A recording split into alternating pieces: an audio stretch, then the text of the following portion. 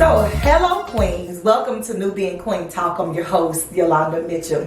Today the topic of discussion is going to be daddy wounds. So we did a part 1 segment, now we're on part 2, and I have my lovely friend here, Queen Danielle Newton, that's going to go into a little bit of details about experiences that we cope with and deal with regarding daddy wounds.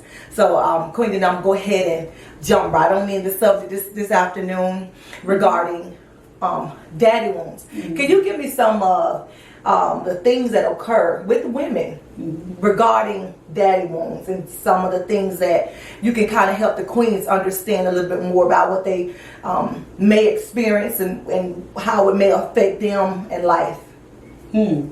That's a good question, because let me first get my definition of a daddy wound. Okay, that's a good start. Yes, that's very good, because I'm like, daddy wounds. Daddy wounds. But daddy wounds are the effects of you not having a father there, having a daddy, and the input and the love and the nourishment and the upbringing and the just the pouring into a father. And that is so vitally important, because in a society where single mothers, there's so many single parent households, and sometimes we adopt the attitude that, oh, I can do this by myself. Yes. Oh, yes, ma'am. Superwoman. Yes, ma'am. Strong, powerful woman. A cape in the bag, right, and all this stuff. But let me tell you something. This is something I had to learn, because I have one son. Right.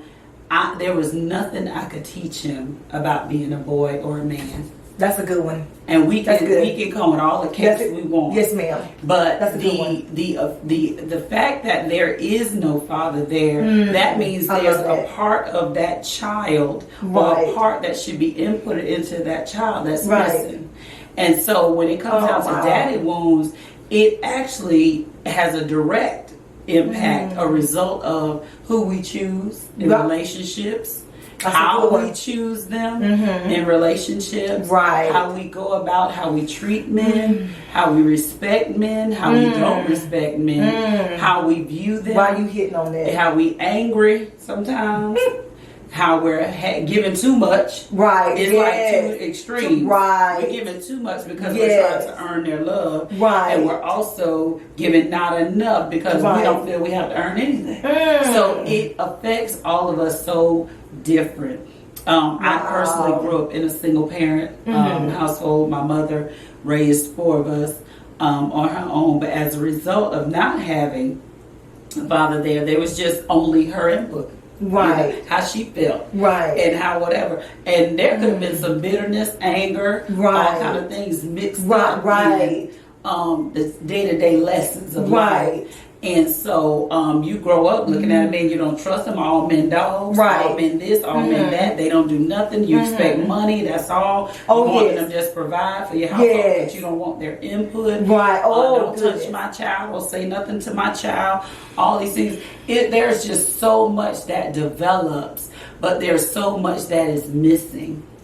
The sad part in that is a lot of men don't realize when they're gone, when they stay, they're going away, they're inputting the whole sex act. Come on, let's just talk. The whole sex act in itself could be 5 minutes or less. We'll give it. All right. So from that, a child is born. Okay, so in those few minutes, a child is born. A whole human being. In 5 minutes. When you dealt with that woman, a lot of times you never intended to stay in the first place. And so if you have that, but normally when you see a man like that, you can look back at his own past. And see where he also had the lack thereof. He also lacked the father. He also lacked the stability. He also lacked that everything that he needed to man him up. And so it just repeats. And so therefore now your child is really coming as a result of... Teach us, Queen. you missing out. It's just like you just really just duplicating yourself. Come on, I'm just gonna let me duplicate. Or they go to the other extreme. I'm not gonna do my children like my father did. Right. So now they go doing all this stuff, want to give everything. You just want to provide, but you think that the providing is enough. But the providing is not enough. What about the love? Do you know how to give the love? Right. And so there's nothing greater than, I understand God's intent of having us with a man and a woman, a father and a mother, because there's so much that has to go into that child to prepare them for the world. Yes, ingredients. Yeah, ingredients. It's like a recipe. Right, yes. And if you're missing, oh my, so you, I couldn't get out, but we met that. Yeah, I like that. I like the recipe. The recipe. And just imagine you trying to bake a cake and you forget that. I was thinking about that cake. Yeah. Right. Just imagine you trying to bake a cake and you're missing the flour. Right. You're missing the sugar. That cake don't come out right. It doesn't mean, now don't get me wrong, I'm not saying that single mothers and single fathers can't raise children, because there are single fathers. Right. I'm not saying that they can't have done a great job. Right. But but there is sometimes a very vital missing component, and we'll sand it over. He's like this and he's like that, or she's like this, she's like that. But there's such a lack. But it's speaking out of that void of not having a father. So I think the effects are great. I think any man who has a child, I think they should be very involved in their child's life. Right. And if you don't know how to be a father, let somebody teach you. Right. Somebody had to teach somebody. Right. And somebody had to teach somebody. Right. So let me tell you something, because I'll be honest with you, I didn't know nothing about being a mother. Right. That's right. We didn't. Right. They don't. These children don't come with instructions. Right. They don't. We don't. There's not a manual or a book or tell you how to. And every child is different, so you just can't use the same book for every child. Everything is it's different. It is very different. Oh my. So it's the same thing with our men. Men tend to be macho, prideful, stubborn, little, all of that, and so they don't want anybody to teach them anything. Right. But in reality, if you don't know anything about being a man, ask. Right. Ask, because it's not easy for us. And men, don't let these women tell you, "Oh, I got this." No. No.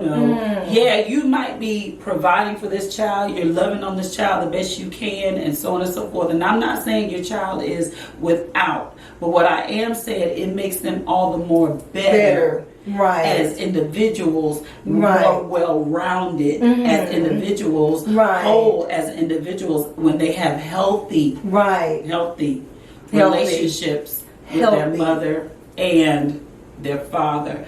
Fathers teach you the way. It's like mothers nurture. Yes, we do. Yes, we do. But the fathers say, And you ever know when the father comes speak, you've been in a house when the man comes speak? Yes, ma'am.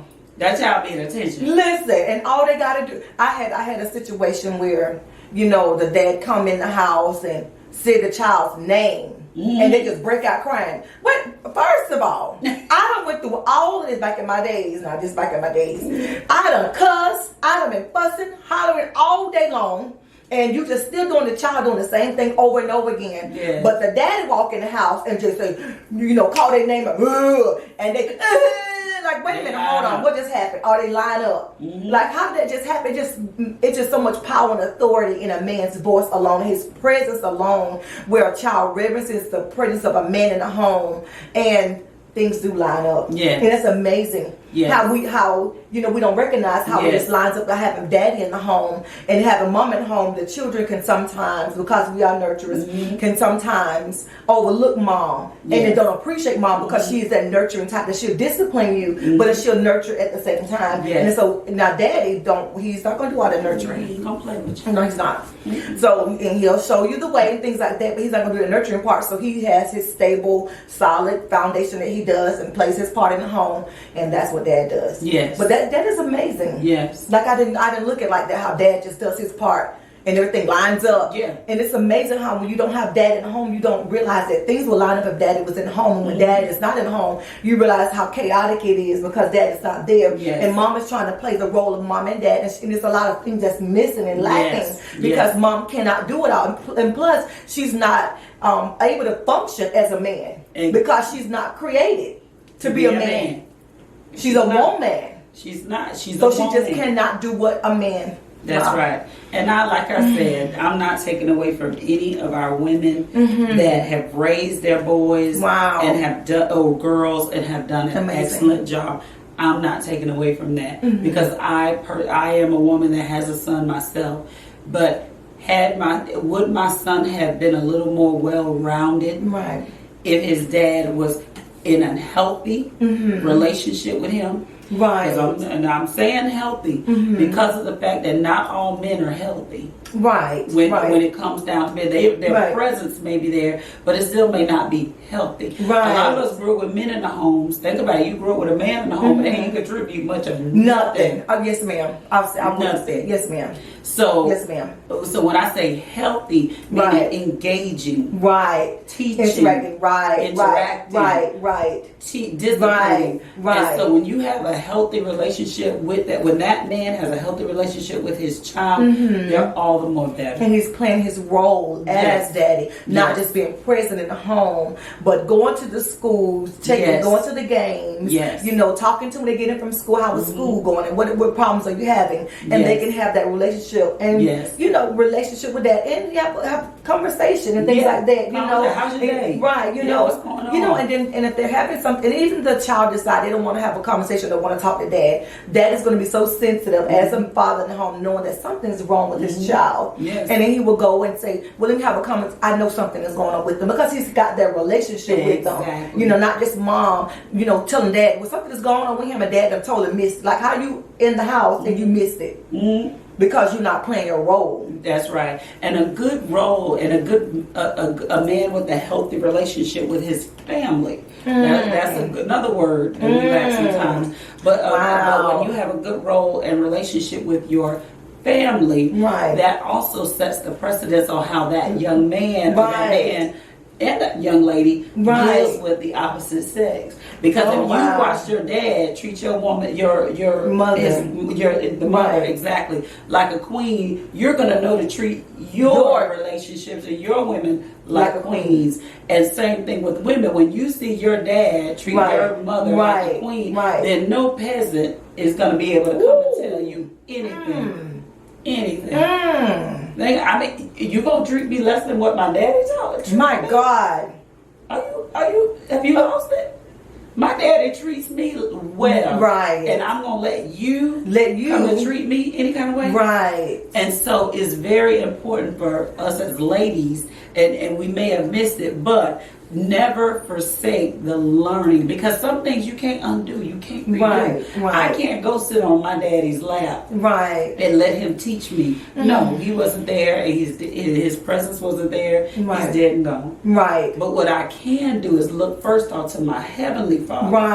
And with my heavenly Father and our relationship, he can then teach me how to engage a man. Now I'm gonna tell you, that's a process. It is a process, and sometimes a long process, because as you go into the process, you don't quite know that God is teaching you that this is a man and the role of a man and how you treat a man, and how, you know, a man don't look for love like we look for love and affection. A man needs to be respected. That's right. And if we have been around men that did not play their role, we lose respect for men. And so here we get with a man, and this is a real man, we don't know how to treat him, and we don't know how to respect him and respect his role and respect him as a man, so we would disrespect this man. So that is so important that we understand men's role, our role, relationships, and healthy relationships, because it can affect and impact you, and then how you were raised and the environment that you grew up in can affect you moving forward in your relationship. And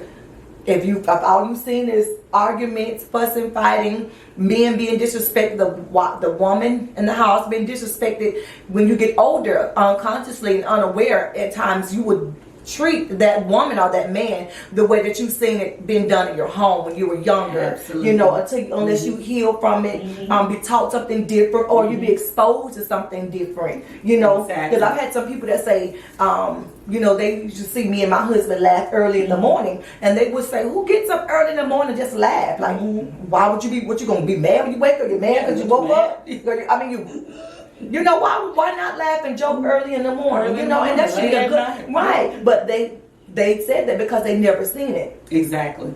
So that's amazing. Exactly. It's all amazing when you really think about it, because I'm gonna tell you, one of my favorite shows is Maury Povich show.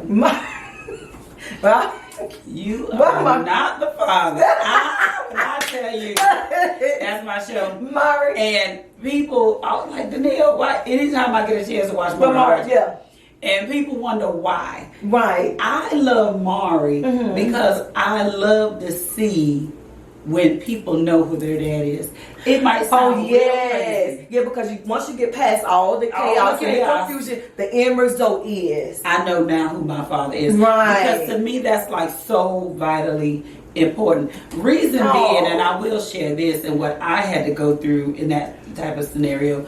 All my years I grew up, my last name is Newton. I grew up believing John Newton was my father, and around the, it was always a rumor that no, that ain't your daddy, girl, that your daddy over there, your daddy is, Right. So I was like, okay, but either way, I wore my name well. It was right. What That's it was. right. It was what it was, and as I grew up, as a matter of fact, it was just a couple of years ago, I did a 23andMe DNA test, and one of the young ladies that was the other guy's niece came up as related to me, as my first cousin or something. Oh my goodness. So that told that, wait a minute, no, that other one was your dad.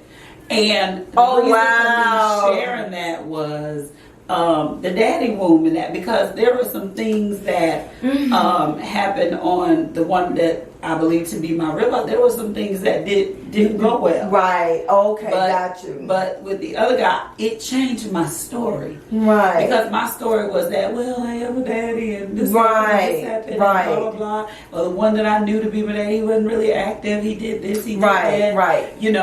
But it got to change the story, and it really got to allow me to see things from a different perspective. Now, I will say neither one were really fully there. Right. But because, like I said, my mother raised us single-handedly. Right. However, knowing, because as many people out there don't even know, talk about daddy wounds, you don't even know where you come from. I'm not talking about the ones that may know and he's not active. Right. I'm talking about now the ones that don't know at all. At all. Mommy has never disclosed it. Right. It's the biggest hush-hush secret in the world. Nobody's talking about that. Right. That is very important. Oh my goodness. So you talk about a wound. Right. Now that wound can really be deep. Right. So I just want to address that for a second. When you don't know, there's a lack of identity that can be there that you don't even tap into, because remember, we all put on our faces. Yes, we do. All put on our makeup, yes, we do. and we're just fine. Right. But there's also a void that's in the woman that has never known who her father is and has never been exposed to a man, whether that be grandfather, uncle, brother, never. But then you try to engage a man and wonder why your relationships don't work. They don't work because it's just like you said, respect is not there, honor is not there. You left me, none of y'all were there for me. You're all dogs. I don't even know why you in my face. I am going to control everything. I'm going to run the show because you're not going to tell me what to do. Ooh, you're not going to tell me how to do it. And so then we got all of this. We got to fight for the role and who is head and all this stuff and who is in control. And so that's a whole nother. That's a whole nother. But I just wanted to make mention of that because we got to acknowledge the queens that don't know their dad at all. Right. And they're good. They independent. They make money. They are there. But it's still a void. And then we got the ones that may have known their dad, but they weren't very active. They didn't have a healthy relationship. And there's an issue there. So, yeah, there is just so much to really factor in when you have a daddy wound. And it really does affect many relationships. Right. So I have immensely enjoyed you today. I thank you so much for coming and giving us some more intel and detail on your perspective of daddy wounds and how, you're just so articulate with your words and how you just get it all out and all that stuff. I just enjoy that because you do a great job. I always call you teacher. So thank you for coming and giving us some of your time today. I know it's been a lot, dealing with daddy wounds and things like that, but it's always good to have multiple perspectives so that people can better understand, daddy wounds and things like that. So we're closing out part 2 of daddy wounds, and I pray, queens and kings, that it has blessed you what Queen Danielle had brought to the table today, because it has really been a blessing and an eye-opener for myself, which is every time I get around this queen, because she's just such a blessing, and she's a great teacher in breaking down things. So I just pray and hope that this was a blessing to you, that y'all actually got something out of it, and that we can definitely be working on daddy wounds and getting healed from it and getting the help that we need. And you all learning how to be in a healthy relationship so that you can pass that healthy relationship on to your children, okay? So let go of the daddy wounds, heal from it, and do something different, because you don't want what happened to you and how it affected you to be imposed on your children. You don't want to do that. So you don't want to continue passing the bad baton. And you want your babies to grow up in a healthy relationship so that you can see them, be happy at some point in their life, especially in marriage, okay? Thank you, King, queens, and queens. God bless you, and we will talk to you later. Like, share, subscribe, and press the bell button.